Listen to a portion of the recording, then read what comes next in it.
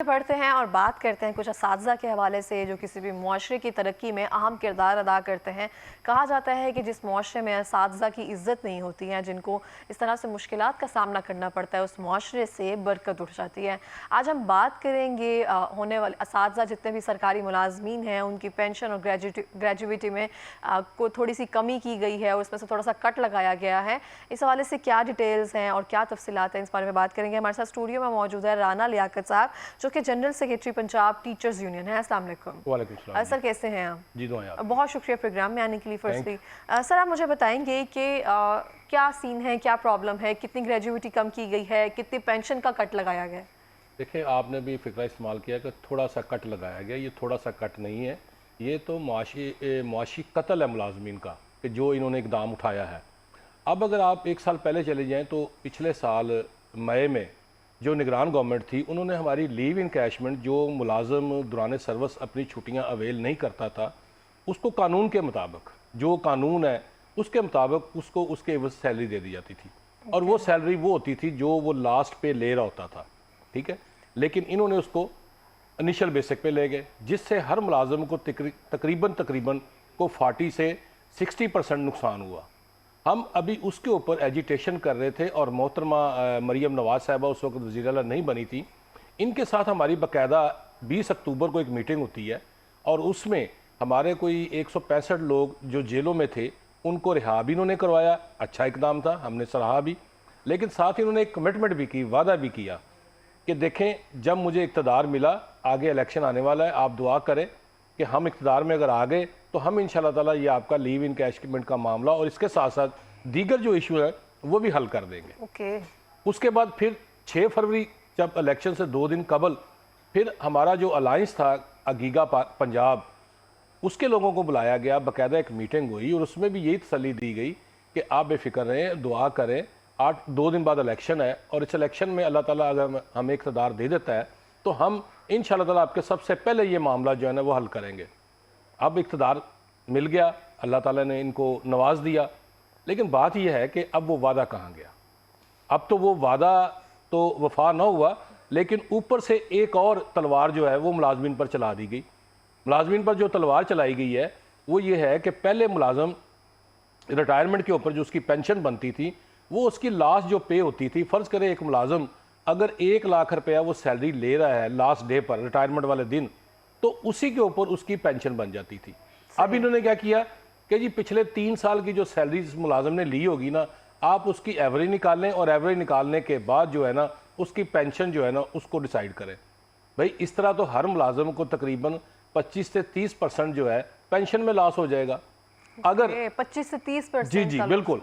अच्छा, अब यही बात नहीं रुकी, उसी की बुनियाद पर इन्होंने ग्रेजुएटी भी हमें देनी होती है। पहले हमें ग्रेजुएटी जो थी वो 35% कम्यूट होकर मिलती थी, लेकिन अब उसको भी 25% पे ले गए हैं।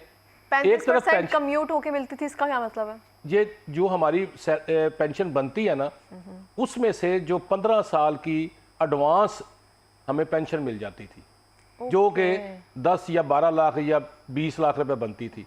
इन्होंने उसको भी एवरेज के ऊपर जब एडजस्ट करेंगे तो वहाँ पर भी मुलाजम को तकरीबन 25%, 30% वहाँ पर लॉस होगा और फिर जो 35% मिलती थी उसको भी 10% कम कर दिया, वो 25 पे ले आए।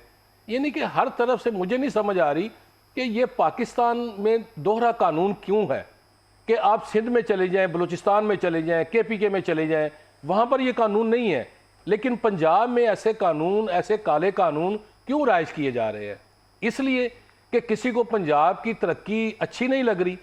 देखिए मुलाजम जो है वो रीढ़ की हड्डी है उस सूबे की तरक्की में, उसका किरदार है।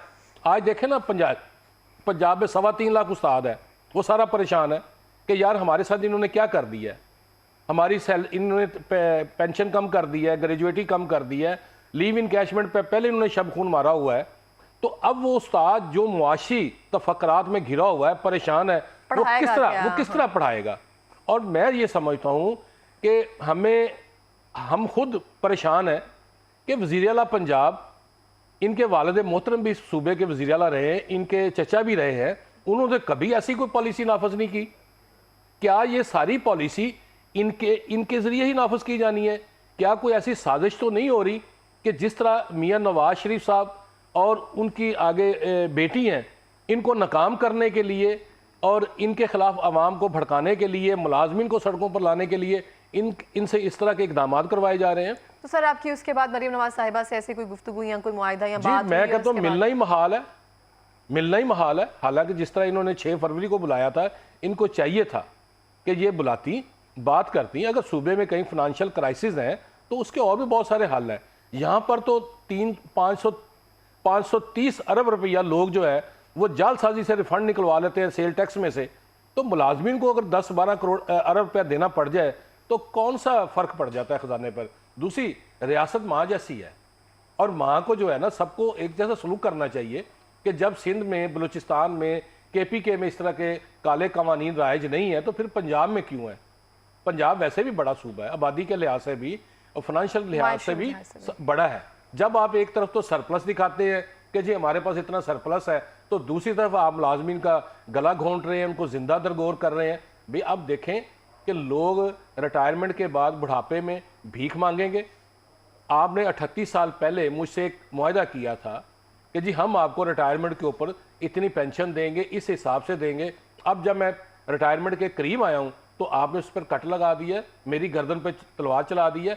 मेरे बच्चे क्या सोचेंगे जिनको मैंने ये आस और उम्मीद दिलवाई थी कि बेटा रिटायरमेंट के बाद मैं आपको घर बना के दे दूंगा, मैं आपकी एजुकेशन के लिए बंदोबस्त करूंगा। मैंने अपनी मिसेस के साथ या अपने साथ एक कमिटमेंट की